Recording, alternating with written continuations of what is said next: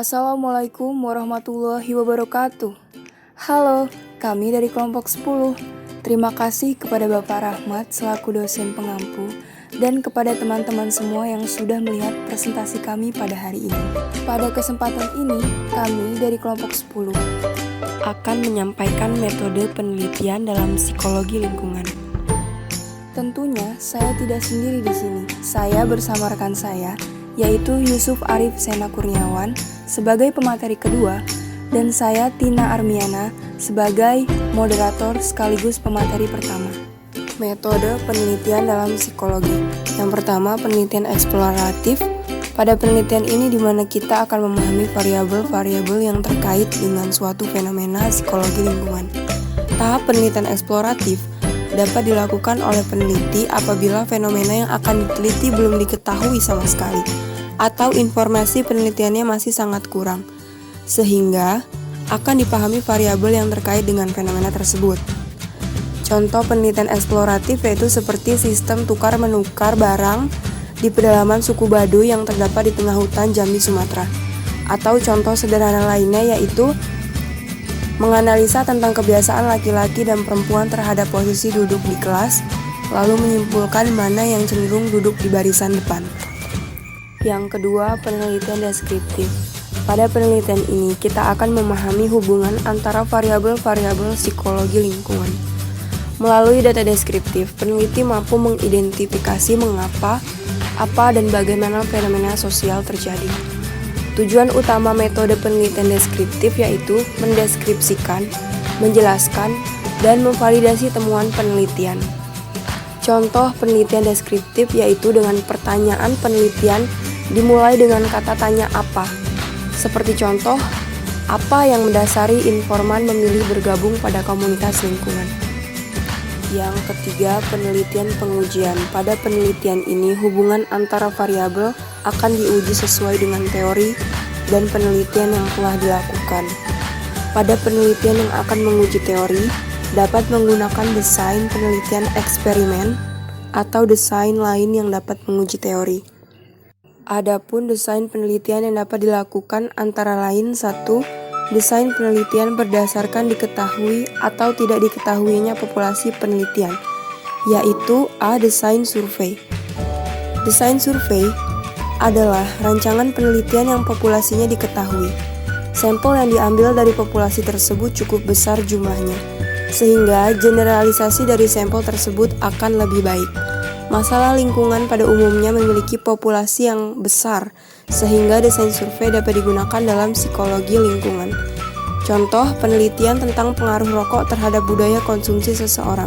Yang kedua, desain studi kasus merupakan rancangan penelitian yang populasinya tidak diketahui. Data diambil dari individu atau kelompok yang memiliki gejala sama dengan masalah penelitiannya. Data yang diambil dari populasi yang tidak diketahui hanya mengumpulkan data yang diperkirakan sama, maka data tersebut tidak dapat dibuat generalisasi penelitiannya. Sebagai contoh, akan melakukan penelitian tentang perubahan karakteristik kekerasan pemuda di suatu kota atau lingkungan yang kerap terjadi tawuran. Yang kedua, desain penelitian dengan adanya perubahan. Ada desain longitudinal, cross-sectional, dan desain berurutan. Desain longitudinal yaitu pengamatan peneliti mengikuti dari perubahan sejak awal penelitian hingga waktu yang telah ditentukan. Misalnya pengamatannya berlangsung selama 1 tahun atau lebih. Setiap waktu yang ditentukan, perubahan diikuti oleh peneliti dan dicatat sebagai data adanya perubahan. Contoh penelitiannya yaitu seperti penelitian tentang kesadaran peduli lingkungan di ibu kota Jakarta. Kemudian ada desain cross-sectional, di mana peneliti pada desain penelitian ibarat memotret suatu peristiwa pada saat tertentu saja, sehingga dapat mendeskripsikan aspek apa saja yang berpengaruh pada waktu yang telah ditetapkan tersebut. Contohnya seperti kualitas hidup masyarakat di negara ASEAN. Penelitian ini dimulai dengan pengumpulan data statistik dan biasanya penelitian menggunakan data set yang sudah tersedia dan data tersebut menunjukkan beberapa variabel yang akan dianalisis di semua atau beberapa negara ASEAN. Selanjutnya, desain penelitian yang mengikuti perubahan secara berurutan. Desain penelitian ini digunakan oleh peneliti untuk mengikuti proses perubahan secara berurutan. sehingga pengamatan yang dilakukan oleh peneliti lebih ketat. Dengan demikian, peneliti dapat menggambarkan proses perubahan yang terjadi pada suatu lingkungan yang diteliti. Contoh desain penelitian perubahan secara berurutan yaitu sungai yang dulunya bersih sekarang menjadi kotor. Yang kedua, dulu hutan penuh dengan pepohonan, sekarang pohon yang ada di hutan sudah gundul. Yang ketiga, dulu lingkungan yang sangat asri dan bebas dari polusi, tapi sekarang sudah banyak pabrik yang menyebabkan polusi. Yang ketiga, desain penelitian yang menggunakan pembandingan. Dalam desain ini, peneliti akan membandingkan dua kelompok yang berbeda. Desain pembandingan tersebut membandingkan dua kelompok sampel yang berbeda dari populasi yang berbeda. Dengan demikian, peneliti dapat mendeskripsikan variabel yang membedakannya. Desain penelitian ini dilakukan dengan membedakan lingkungan yang berbeda. Contohnya membandingkan penghasilan penduduk perempuan dengan penduduk laki-laki di suatu daerah. Yang keempat, desain penelitian korelasi. Peneliti melihat hubungan antar variabel yang diteliti. Variabel yang secara teoretik memiliki hubungan, maka dapat dicari hubungannya apakah sebagai hubungan sebab akibat atau ada hubungan yang timbal balik. Contohnya, ketika seseorang menghimbau untuk memakai masker saat naik motor demi mengurangi menghirup debu, maka itu menunjukkan adanya korelasi antara kedua variabel, yaitu pakai masker dan mengantisipasi debu. Teknik pengambilan data dalam psikologi lingkungan. Yang pertama, tes dengan kertas dan pensil. Dalam hal ini, kepada responden diminta untuk menggambarkan suatu rute. Misalnya, rute dari rumahnya ke tempat kerjanya atau ke kampus. Kepada responden diminta menggambarkan rute yang ditempuh, ciri-ciri sepanjang jalan, kalau dapat, diperkirakan dengan jaraknya. Tugas menggambar tersebut adalah untuk mengetahui bagaimana ia dapat mengenal rute setiap hari. Yang kedua, observasi pemetaan tingkah laku. Pemetaan kognitif dapat dilakukan dengan cara melakukan observasi partisipan atau non-partisipan. Peneliti melakukan pengamatan dan pencatatan tingkah laku dengan baik. Dan untuk melakukan observasi, sebaiknya disiapkan lembar observasi untuk peneliti.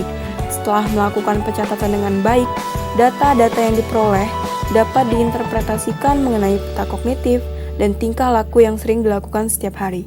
Sebagai contoh, peneliti melakukan observasi di pemukiman rumah susun. Dalam penelitian tersebut ingin diketahui pemetaan tingkah laku penghuni rumah susun.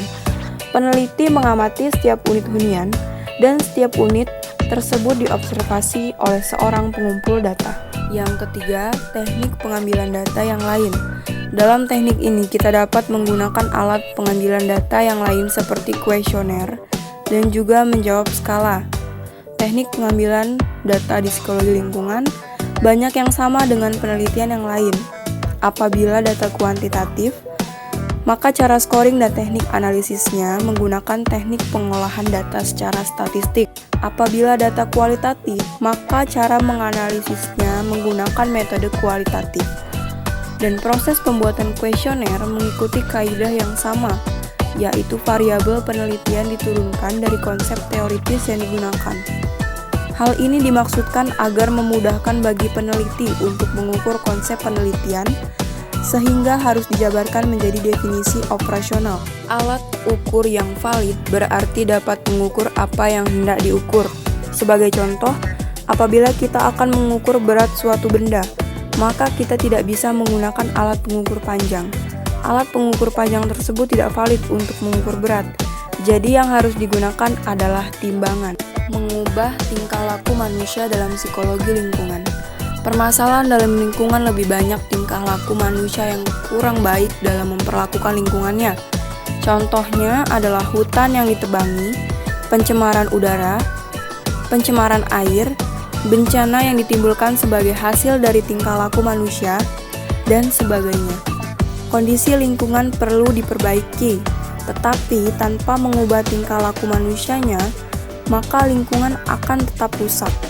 Oleh karena itu, perlu adanya suatu metode perubahan tingkah laku manusia untuk memperbaiki lingkungan. Pada pembelajaran pedagogi, anak-anak masih belum memiliki pengetahuan, dan yang memberikan pengetahuan adalah orang tua, saudara yang lebih dewasa, dan guru. Oleh karena itu, proses pembelajaran tentang lingkungan pada anak-anak harus diberikan dengan cara yang benar. Untuk mengajarkan anak menjaga kebersihan sekolah, tentunya tidak dengan cara memberikan teori atau ceramah, melainkan contoh atau teladan, dan didukung oleh budaya sekolah yang kondusif, serta mendukung gerakan peduli lingkungan. Misal, melalui penerapan pembiasaan jadwal piket harian, penyediaan tong-tong atau tempat sampah, dan kegiatan Jumat bersih, serta kegiatan menanam pohon atau tumbuhan di lingkungan sekolah. Sedangkan metode pembelajaran pada orang dewasa atau andragogi, di mana orang dewasa sudah memiliki pengetahuan dan pengalaman sehingga proses pembelajarannya tidak sama dengan anak-anak. Jika anak-anak menggunakan komunikasi satu arah, maka pada orang dewasa menggunakan komunikasi dua arah. Contohnya seperti dengan diskusi atau presentasi yang sedang dilaksanakan dalam suatu pembelajaran. Baik, selanjutnya ada metode pembelajaran pengalaman pada orang dewasa atau experimental learning.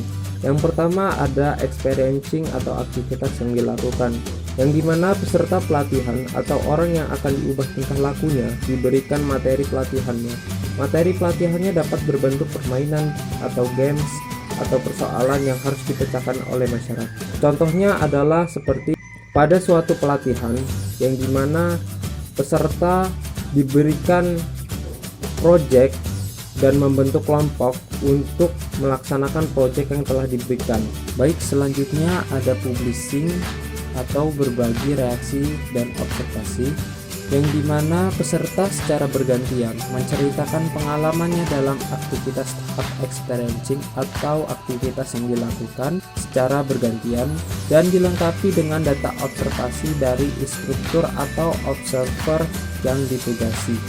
Contohnya seperti pada suatu pelatihan yang dimana peserta diberikan proyek dan membentuk kelompok untuk melaksanakan proyek. Baik, selanjutnya ada publishing atau berbagi reaksi dan observasi, yang dimana peserta secara bergantian menceritakan pengalamannya dalam aktivitas tahap experiencing atau aktivitas yang dilakukan secara bergantian dan dilengkapi dengan data observasi dari instruktur atau observer yang ditugasi. Contohnya seperti peserta menceritakan apa saja permasalahan-permasalahan ataupun hambatan-hambatan yang terjadi pada saat melakukan suatu kegiatan. Selanjutnya ada processing atau mendiskusikan hal publishing, yang dimana instruktur mencatat permasalahan atau materi yang akan dibahas dalam fase processing. Permasalahan tersebut muncul dari peserta ketika tahapan publishing dilakukan. Instruktur mulai memproses apakah arti masalah yang disampaikan oleh peserta tadi. Pada tahapan ini dapat terjadi diskusi, di mana peserta mungkin dapat menyampaikan alasan mengapa tindakan tersebut dilakukan. Instruktur dapat memperbaiki konsep atau tingkah dengan memberikan umpan balik atau membenarkan tingkah laku yang ditampilkan pada tahap experiencing. Selanjutnya ada generalizing atau menyimpulkan prinsip dunia nyata, yang dimana peserta dapat menyimpulkan mengenai kekeliruan atau kebenaran tingkah lakunya. Pada tahapan ini, peserta dapat memperoleh pencerahan atau insight mengenai tingkah laku yang benar dan yang keliru, atau sering dikenal pada fase ini terjadinya aha elepsis. Dengan terjadinya pencerahan pada kesimpulan yang dapat diambil oleh peserta, maka ia telah memiliki pengetahuan dan memiliki pemahaman mengenai tingkah laku yang harus dilakukan dalam pelestarian lingkungan. Yang terakhir ada coupling atau perencanaan tingkah laku yang efektif, yang dimana peserta mempunyai perencanaan tingkah laku yang akan dilakukannya dalam pelestarian lingkungan. Kondisi ini dapat terjadi karena peserta pada saat pelatihan memperoleh keyakinan mengenai tingkah laku yang harus dilakukan nanti setelah pelatihan selesai dan mereka kembali di lingkungan asal. Perencanaan tingkah laku akan dilakukan oleh peserta setelah menyelesaikan pelatihan, ditulis oleh peserta dalam rangkap 2. Satu bagian perencanaannya tersebut diserahkan kepada instruktur pelatihan dan satu bagian lainnya disimpan oleh peserta sebagai catatan pribadi mengenai tingkah laku yang akan dilakukan. Selanjutnya ada siklus proses pelatihan atau intervensi yang meliputi langkah-langkah yang harus diikuti. Yang pertama, meneliti diagnosis, yang dimana apabila akan dilakukan perubahan tingkah laku seseorang atau masyarakat, maka perlu dianalisis apakah masyarakat telah memiliki pengetahuan atau belum. Apabila masyarakat belum memiliki pengetahuan, maka perlu diinventarisasi pengetahuan apa saja yang dapat memenuhi kebutuhan. Demikian pula dengan materi yang dapat memenuhi kebutuhan komponen efektif dan konak. Contohnya, suatu masyarakat atau seseorang yang tidak mengetahui bagaimana cara menjaga alam sekitar, maka akan dilakukan suatu pemberian pengetahuan ataupun suatu materi yang dimana bagaimana cara kita untuk menjaga lingkungan sekitar. Yang selanjutnya ada asesmen kebutuhan atau intervensi, yang dimana kita perlu menetapkan bagaimana cara memberikan materi tersebut kepada peserta, atau dengan perkataan lain, bagaimana metode pembelajarannya yang sesuai untuk kondisi masyarakat di daerah tersebut.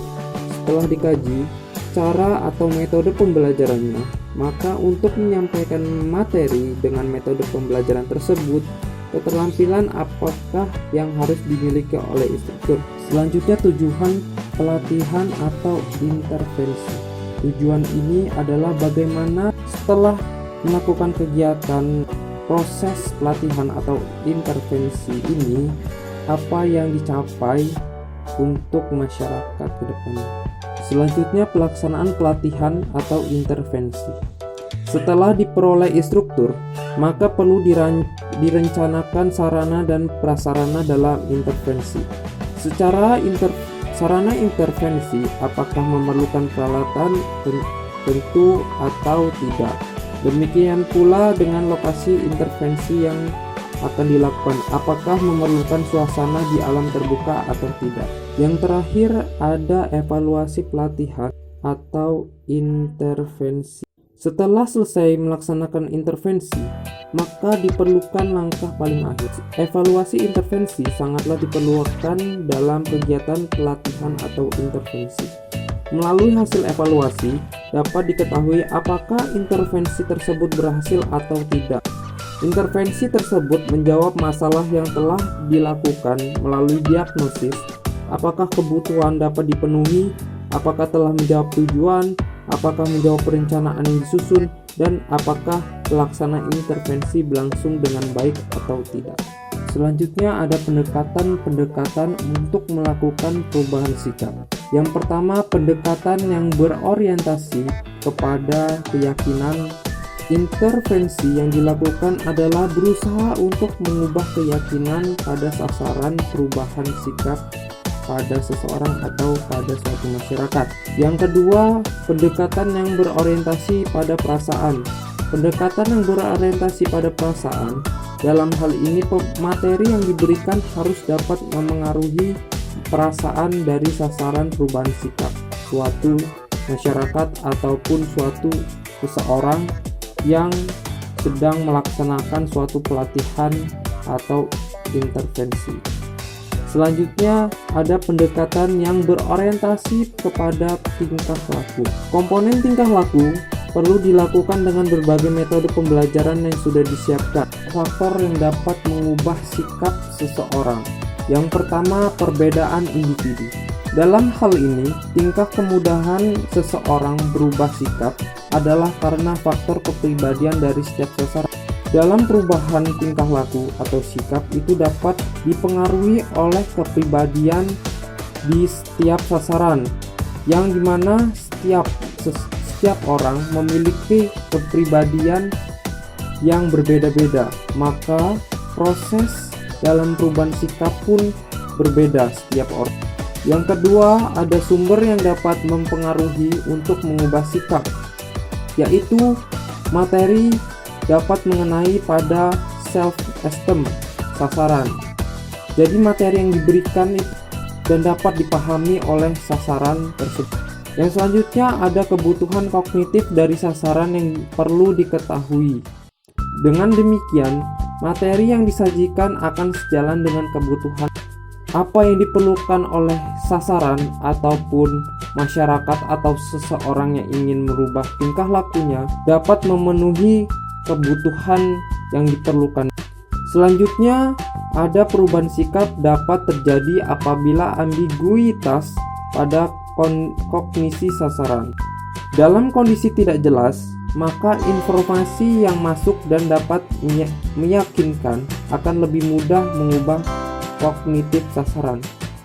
Jadi cara penyampaian suatu informasi atau materi itu dapat mempengaruhi mudah atau tidaknya penangkapan materi yang terjadi pada seseorang atau pada masyarakat. Yang selanjutnya ada strategi yang dapat dilakukan dalam melakukan intervensi, yaitu yang pertama strategi yang menggunakan daya. Daya yang dimaksud dalam hal ini dapat berbentuk kekuasaan yang ada, yang dimana pada kali ini pemerintahan memiliki daya yang lebih kuat untuk memengaruhi suatu masyarakat. Yang kedua ada strategi persuasi.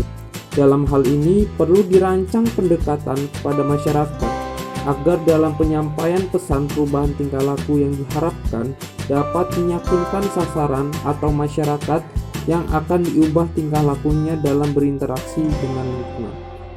Yang ketiga, ada strategi reedukasi, yang dimana ditunjukkan kepada sasaran yang sebetulnya sudah memiliki pengetahuan atau yang telah mampu menyatakan sikapnya, namun karena masyarakat tersebut dinilai sudah kurang kepeduliannya terhadap lingkungan, maka perlu dilakukan reedukasi ataupun mengingatkan kembali atau memberikan materi kembali tentang kepedulian terhadap lingkungan. Yang selanjutnya ada strategi penegakan hukum dan perubahan sosial, yang dimana di dalam suatu masyarakat terdapat hukum yang tertulis ataupun suatu perubahan sosial yang bertujuan untuk mengubah tingkah laku agar masyarakat ataupun seseorang sadar akan perilaku yang dilakukannya itu salah atau benar. Yang selanjutnya ada strategi pembuatan kebijakan sosial yang terkait dengan upaya menjaga lingkungan. Kebijakan sosial tersebut dapat dijadikan sebagai dasar oleh pemerintah dalam menindaklanjutkan program-program yang dapat melindungi lingkungan. Yang selanjutnya ada strategi menggunakan media massa. Penggunaan media massa untuk menyampaikan pesan-pesan mengenai lingkungan adalah cukup efektif. Media massa dalam hal ini tidak terbatas pada media cetak, radio, televisi, tetapi juga media sosial lainnya seperti Instagram, Facebook, dan lain sebagainya. Yang terakhir ada strategi pengembangan agen perubahan. Agen perubahan yang selalu dekat dengan masyarakat akan selalu memantau perubahan tingkah laku yang terjadi di masyarakat. Oleh karena itu, keberadaan agen perubahan sangat diperlukan.